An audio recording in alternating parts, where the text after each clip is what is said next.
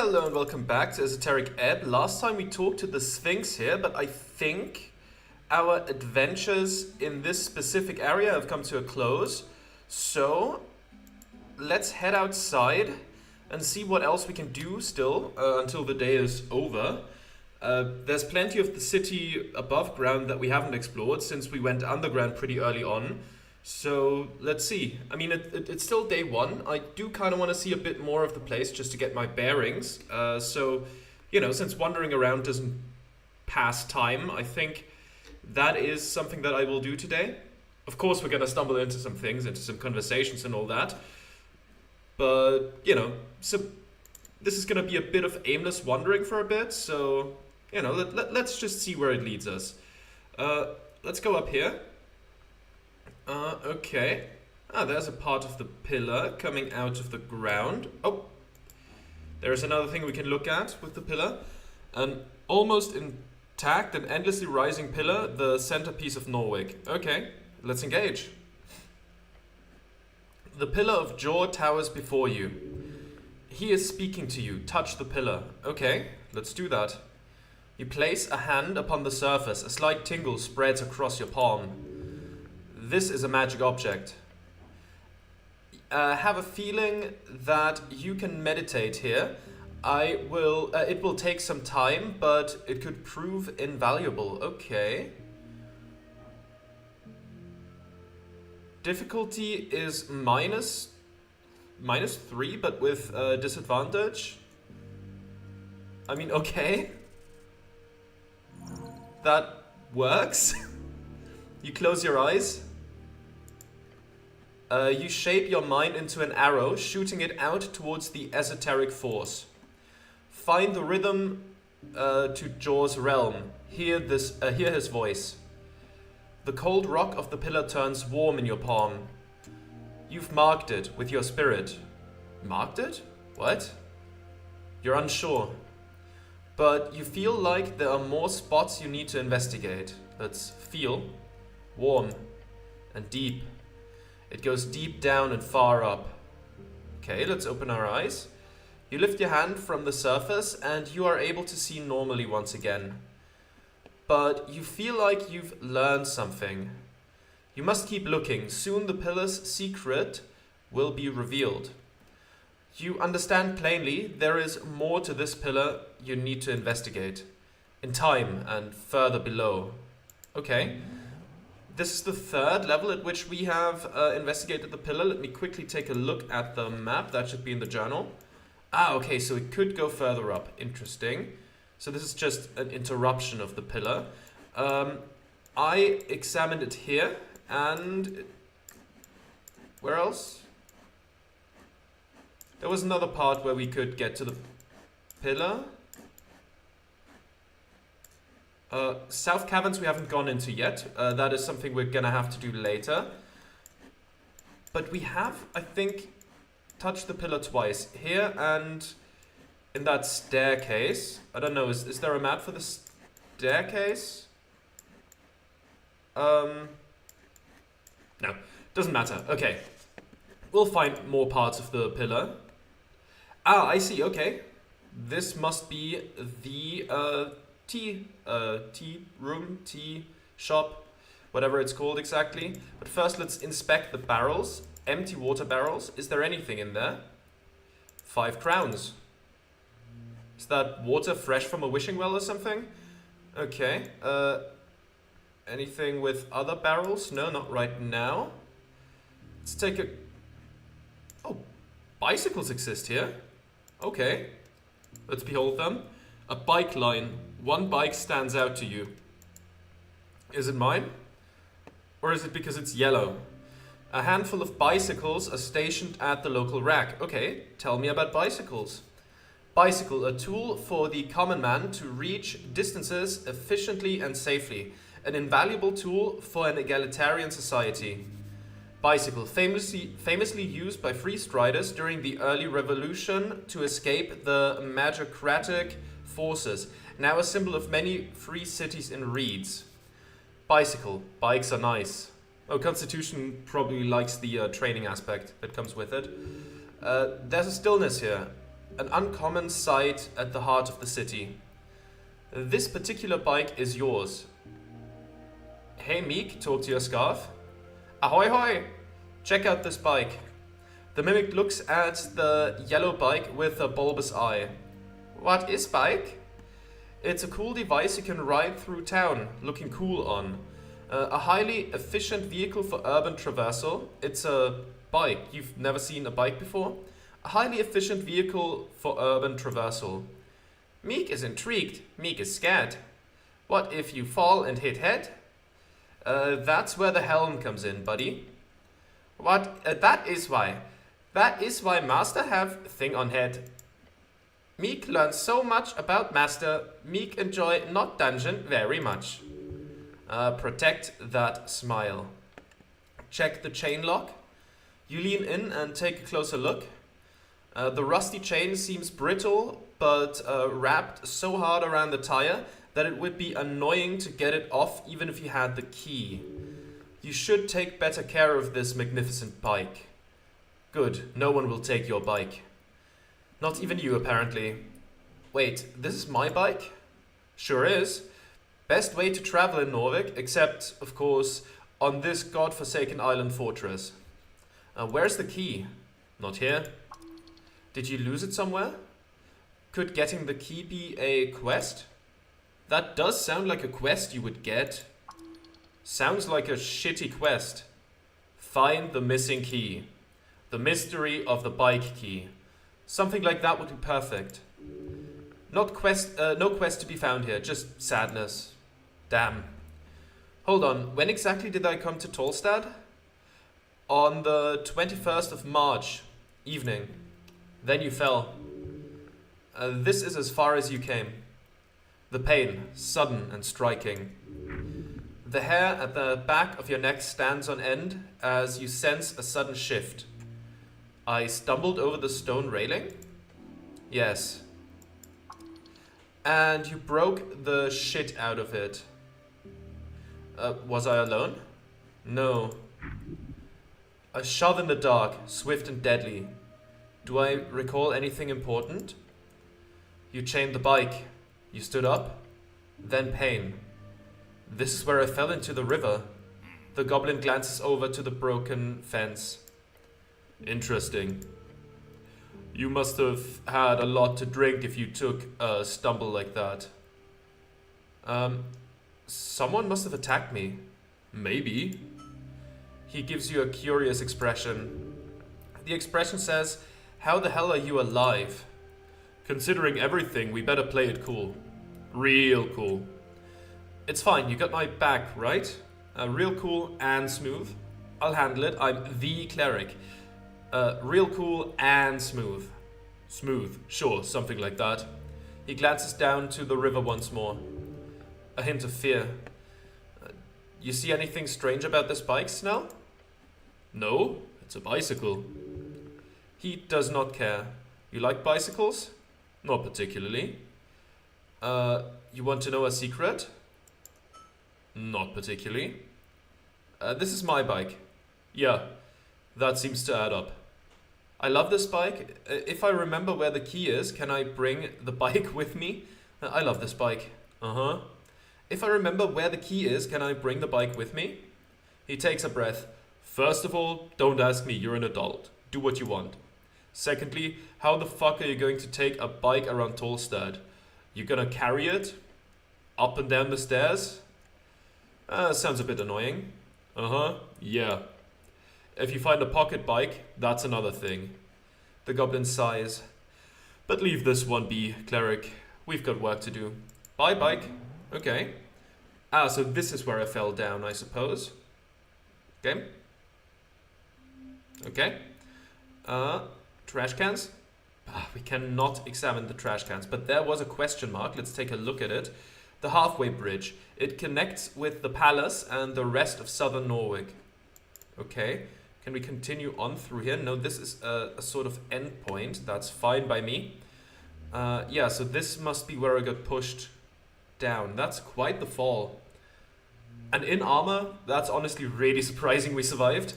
But hey, luck was on our side for once. There's some red eyes gleaming out of the dark? Maybe, yeah, looks like it. And is that like a breath coming out of like nostrils there as well? Like an angry bull or something? Let's take a look at the door. Sleeping. For service, come back after midnight-ish. After midnight, okay. Well, we have some time to kill and until then. Now what is this barrel? An empty barrel with some crowns. I didn't mean to walk all the way over there. Anything in the pots? No, okay. Fine, I guess we should examine this place a bit. The name of the tea shop is illegible. The tea shop. Let's engage. Midst scorch marks and cracked masonry, you approach a doorway. There are several planks blocking the passage. The tea shop. What a mess. Take a peek inside. Fastened with several nails, you also see a paper. The goblin clears his throat and begins reading the bold letters at the top of the paper. City notice, no trespassing. That doesn't include me, does it? He shrugs. I'm no expert in city law, but your companion suddenly kicks the planks, sending a subtle ripple of blue energy around his foot. You think I wouldn't sneak in by myself if I could? It's sealed. You ain't getting in without the magistrate's approval. Touch the planks. As you do, subtle ripples of blue energy appear around your gloved hand. It is sealed. As you move away your hand, the faint aura shimmers in dark translucent blue and then fades away. Yep. This feels like trouble, but doesn't knock also remove seals like that? Let me quickly look. Another object that contains a mundane or magical means that prevents access. Though I guess the audible knock for 300 feet might be a bit of trouble. That's, I think, 100 meters. That's quite far. This feels like trouble. Just standing near the door makes it clear that there is a locking spell cast on it. I will not do that. That just needs a critical success. Yeah, difficulty impossible at the moment. What kind of magic is this? It's arcane lock. Casting it on a bunch of planks is unorthodox, but obviously they got it working. It is used all over the towers. You need a passphrase to unseal it. Can I bypass the effect with magic? Of course, knock would do the trick. I guess. Can I guess the passphrase? Guess? Guess? Without knowing who placed the seal personally and their preferences, even assuming the person who placed it is an idiot who would use something of their own preferences, there are millions of sentences. There is no chance in hells you can simply guess. Now go figure something else out. As long as this blue asshole is in the way, no, you'll need another way in. But like, it told me I can... but I can still break it down, right? You can certainly try. The line between bravery and foolishness is as thin as a hamster's hair. Do you think I could break it open, Snell? I'd love to see you try. Go for it. I believe in you, cleric. The goblin's heart is on your side. Take another look at the planks. Look beyond the planks. You catch glances of still shadow beyond. A counter, fallen wood beams. A large interior space covered in soot and burnt furniture. A scorched mess. There is no other way in? Not that I know of, but it wouldn't surprise me. Tolstad is full of tunnels, holes, pipes, so who knows? Look around at the scorch marks. The marks go far. The flames must have been enormous. A very clear signs of esoteric power. Check out the trespassing notice on the planks. A handwritten note in bold lettering says, "City notice, no trespassing." In the It then continues with a final writing. By the order of Coin Lord Darrow, the following premises are under city seizure until suspicion of criminal... Wait, I misread there.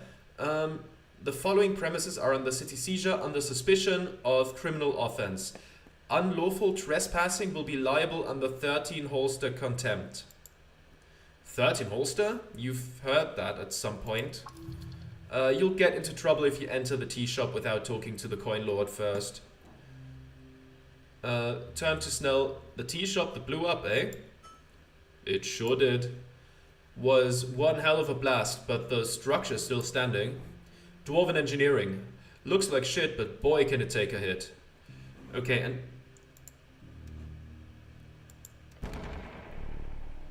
There we go. You say the words and place a palm at the center of the plank. A deep booming noise echoes out across the street. Sounds like someone hitting a drum at the bottom of a well. Not very subtle, but hey, if it works, it works. In an instant, the nails begin to jump out of the planks. They fall to the ground, one after the other, along with the wood.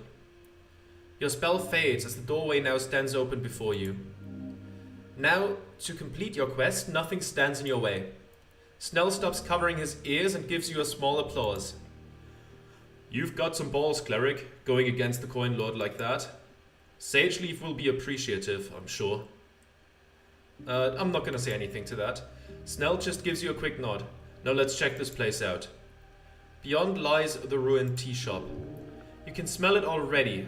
It's like you're looking into a burnt out fireplace. The ash and cinder is all that remains. The goblin gives you a serious look. It's time, cleric. You get ready to step inside. Your body begins to shiver. Keep your guard up. Get ready to run. Death. This death. Stop muttering about death. It's making you really nervous. Me smell old fire. Bad magic, leave. Stain here. Master, be careful inside. The tea shop awaits. Okay. That worked. Let's behold. The tea shop that blew up. Let's head inside. So much about wandering about. We can just unlock it. Okay, there's the tea shop. What's going on here? Only the stone base remains. Wait, before we do that, let's take a look at this. It reeks. Okay. You step in behind the counter. There are compartments filled with ruined tin boxes. In the back, there's a complicated set of tubes and pipes combining into some type of tea-making machine. For such a fine and expensive piece of machinery to break. A shame. I'll have a sweet with cream, please. Snell says nasally. I'll have a sweet with cream, please. He leans over the counter. Oh, make that half cream, actually. My tummy's sensitive today. He's making fun of humans and their love of milk. Oh, the goblin's kidding. Time to make a different, better joke. That'll be smooth. No. A good one. Thanks. See if you find something behind the counter. Look at the surface. There's a slab of wood covering the stone base of the countertop. More like charcoal at this point. But the stone still stands, strong, steadfast. Look over the machine. Pipes and levers melted, glass shattered. Check the pipes. Metal of some kind. Handcrafted. You can see the markings of a rounded hammer across it. A lot of care went into this machine. Check the copper chamber at the top. And this is where you put the tea leaves. As you lean in, you don't see much beyond some burnt muck through the cracks. But you do smell something. It smells awful. An intense scent. Why does it smell like that? It contains something foul. You do not know what. You must get closer. Know the scent. Okay? Come on, don't. We have a lot of health. We have some healing spells.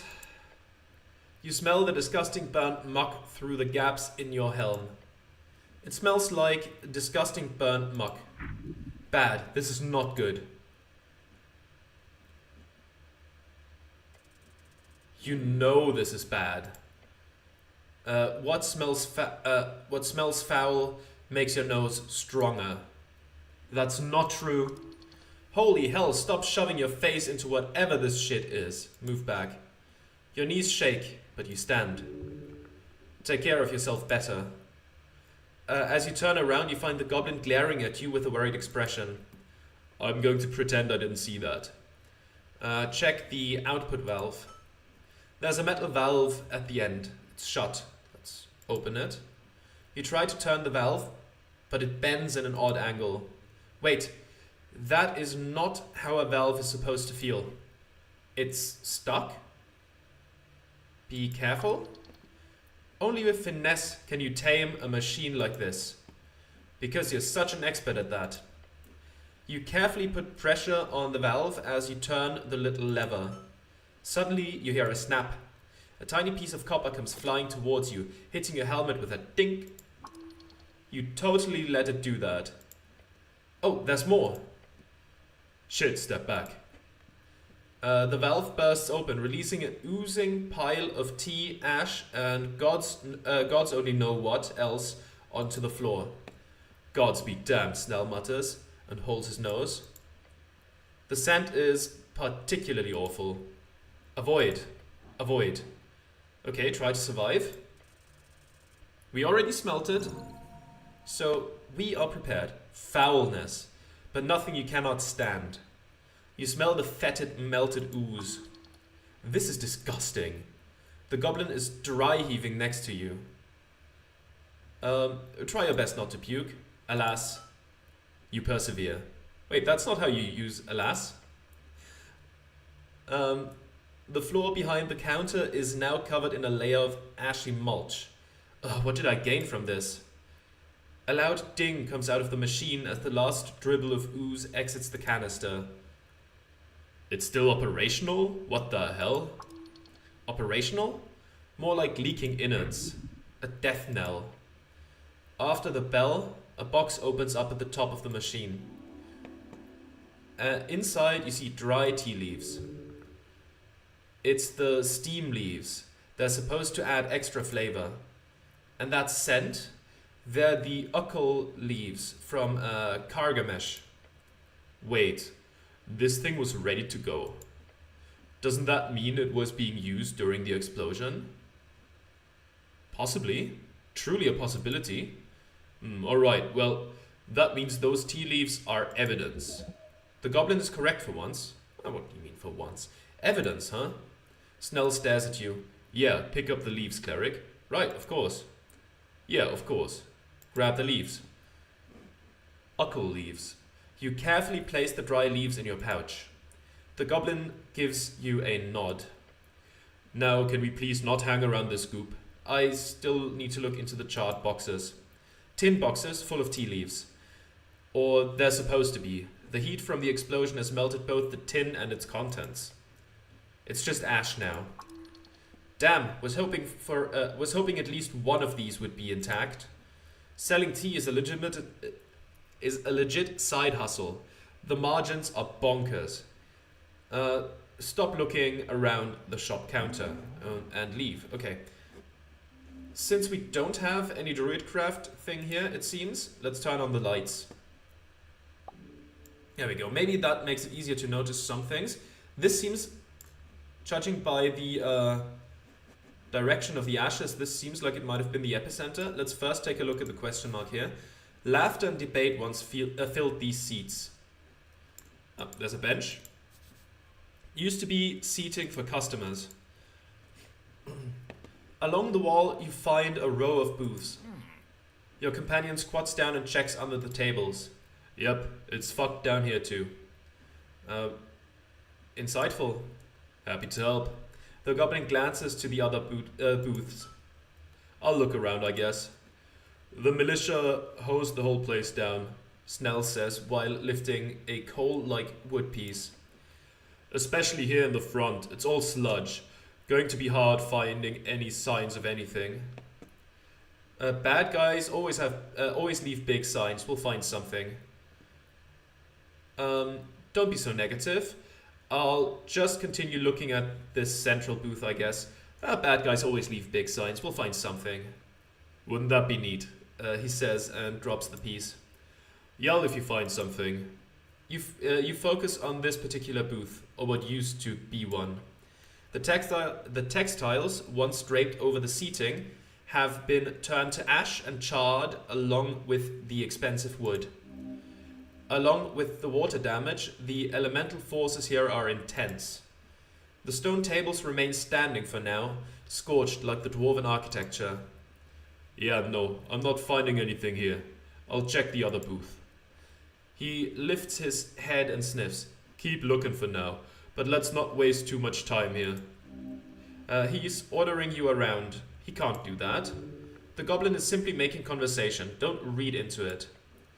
The row of booths are still there, still burnt to a crisp. Focus on the chart remains on the table. Glancing over the scorched wood, you find it simply burned like everything else, barely existing. But it is wood, intact wood, relatively speaking. The malicious attempt to stop the fire splashed everything with water as well, so all the soot is just a sludge. It is still quite strong, wedged along this stone bench. Look at the ruined wood intensely. You might as well check how sturdy it is post-explosion. Okay, put pressure on the broken piece. That's a failure. You lean on it. You strain. It takes some effort, but soon you can hear the wood fibers twitching. It snaps. You hold the piece of wood in your hands. Your companion gives you a confounded look. What, it wasn't ruined enough for you? Just a souvenir. Great, tea shop debris. Looking at the wood in your hand, you see that it is thick and sturdy. Interesting. Okay, let's take a look at the debris. We just need a 2. Well, yeah, everything but the critical failure is going to be a success. That's an 8, that's fine, that's a 15 actually, with the bonuses. Lifting some of the wreckage, you spend 10 minutes searching around the crevice behind the booth, until something catches your eye. Something not burned. You reach out and grab it. A melted illum brooch. Brooch? I don't know how to pronounce that correctly, to be honest. I've heard it in multiple ways and I don't know which one is correct. It's a tiny metal leaf. It fits in the palm of your gloved hand. As you wipe off the soot, you find it in a strange condition. Its intricate design shows both value and style, but you feel a tingle down your arm, esoterical. The tiny leaf fits in the palm of your gloved hand. A magic item? The brooch is half melted. That's a clue, probably. If this is magic, then it should not be easily destroyed. This is a brooch designed by Illum hands. Their religious leaders and nobility carry these. You glance over to your companion. He hasn't spotted your find yet. I found something. Oh? The goblin scoots over to you and looks at the tiny pin in your hand. Strange. Interesting. It kind of survived the fire? Bring it with. Show it to the old lady. Sure. He looks around. Let's focus somewhere else in here. Let's stop investigating this booth.